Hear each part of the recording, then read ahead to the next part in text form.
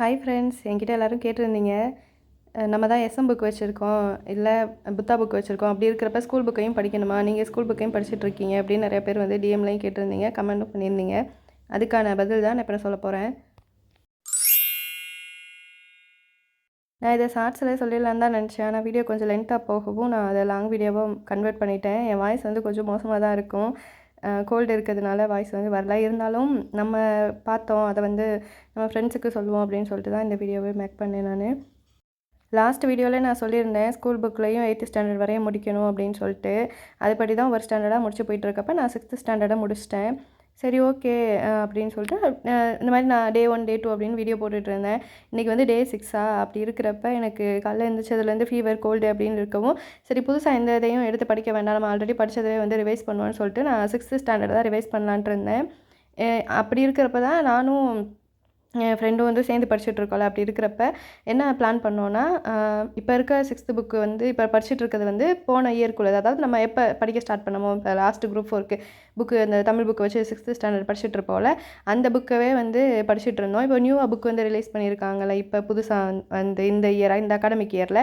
அப்படி இருக்கிறப்ப சரி இதையும் படிக்கணும், இன்னும் ஓல்டு புக்கையும் படிக்கணும். அப்போ என்ன பண்ணலாம் அப்படின்றப்ப நாங்கள் என்ன முடிவு பண்ணோன்னா, லாஸ்ட் இயர் படித்த ஸ்கூல் புக்கை படிச்சிருவோம். இப்போ புதுசாக வந்த புக்கை வந்து ரிவைஸ் பண்ணுறதுக்கு வச்சுக்கிடுவோம். அந்த பழைய புக்கில் 9 யூனிட்டையுமே மொத்தமாக முடிச்சுட்டு புதுசாக இருக்க புக்கில் வந்து நம்ம அதை ரிவைஸ் பண்ணுறதுக்கு யூஸ் பண்ணிக்கலான்ற மாதிரி நாங்கள் பிளான் பண்ணியிருந்தோம்.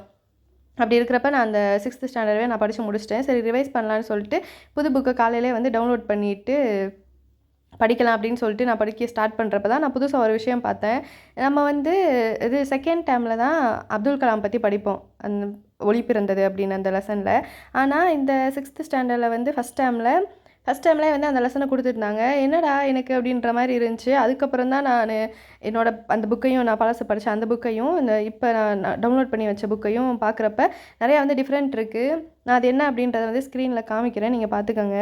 இப்படி இருக்கிறப்ப நம்ம வந்து ஸ்கூல் புக்கை படிக்கணுமான்னு கேட்டால், ஆமாம் கம்பல்சரி படித்து தான் ஆகணும். நமக்கு இப்போ இந்த புக்கு மாறுது அப்படின்னு இருந்தாலுமேவும் ஸ்கூல் புக் தான் பேஸு. நம்ம என்ன தான் அகாடமிக் புக் வச்சுருந்தாலும், அவுட் சோர்ஸ் புக் இருந்தாலும் ஸ்கூல் புக்கை தான் நம்ம கண்டிப்பாக படிக்கணும். நம்ம முன்னாடி எக்ஸாம்லாம் என்ன பண்ணுவோம், ஸ்கூல் புக்கை தான் 6th to 12th வரை நம்ம படித்து வைப்போம். அதுக்கப்புறம் தான் அவுட் சோர்ஸ் அந்த மாதிரி போவோம்.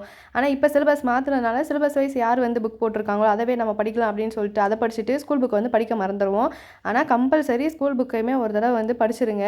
இப்போ வந்து நான் பார்த்தது 6th ஸ்டாண்டர்டுக்கு மட்டும்தான் பார்த்துருக்கேன். இதில் தான் வந்து மாறி இருக்கு மீன்ஸ் ரொம்பலாம் டிஃப்ரெண்ட் இல்லை. முன்னாடி இருந்ததை விட இப்போ சிலபஸை வந்து கம்மியாக கொடுத்துருக்காங்க ஸ்கூல் புக்கில். ஆனால் கண்டென்ட் எதுவும் மாறல, கொஞ்சம் டிஃப்ரெண்ட் இருக்குது. இனி அடுத்தடுத்து நான் 7th 8th பார்க்குறப்ப தான் அதுலேயும் ஏதாவது டிஃப்ரெண்ட் இருக்கா என்னன்றது தெரியும். இப்போ இந்த 6th ஸ்டாண்டர்டுக்கு இந்த அகாடமிக் இயரில் ரிலீஸ் பண்ண அந்த புக்கு வந்து 6th first term, second term, third term எல்லாமே நான் நம்மளோட டெலகிராம் சேனலில் ஷேர் பண்ணி விட்றேன். டெலகிராம் சேனலோட லிங்க் வந்து நம்ம பயோலே இருக்குது. நீங்கள் உங்களுக்கு யாருக்காவது தேவைப்பட்டுச்சு அப்படின்னா வந்து இந்த புக்கை டவுன்லோட் பண்ணிக்கோங்க. ரொம்ப கம்பல்சரியாக நான் என்ன சொல்லிக்கிறேன் அப்படின்னா, ஸ்கூல் புக் வந்து ரொம்ப மஸ்ட்டு. அதை ஃபஸ்ட்டு ஒன் டைம் வந்து ரீட் பண்ணி பாருங்கள். அதையும் ஒன் டைம் படிச்சுட்டு மற்ற அகாடமிக் புக்கெலாம் பாருங்கள். அகாடமிக் புக்கில் வந்து எல்லாத்தையும் நமக்கு கவர் பண்ணியே கொடுத்துருப்பாங்க, அதனால ஒன்றும் பிரச்சனை இல்லை. இருந்தாலும் ஸ்கூல் புக்கை எக்ஸாமுக்கு முன்னாடி பார்த்துறது நல்லது. எக்ஸாமுக்கு லாஸ்ட்டில் வந்து ஸ்கூல் புக்கை பார்த்துக்கலாம் அப்படின்னு நினைக்காதீங்க. நம்மளால் பார்க்க முடியாது. ஏன்னா நம்ம ரிவைஸும் பண்ணணும், இந்த ஸ்கூல் புக்கும் படிக்கணும்னா நமக்கு டைம் இருக்காது. அதனால் இப்போ வந்து சைட் பை சைடாக ஒவ்வொரு நாளாக ஒவ்வொரு லெசனாகவும் அந்த மாதிரி முடிச்சுட்டே வாங்க. இந்த வீடியோ உங்களுக்கு யூஸ்ஃபுல்லாக இருந்துச்சுன்னா லைக் பண்ணிக்கோங்க. நம்ம சேனலை சப்ஸ்கிரைப் பண்ணாதவங்க சப்ஸ்கிரைப் பண்ணிக்கோங்க. தேங்க்ஸ் ஃபார் வாட்சிங்.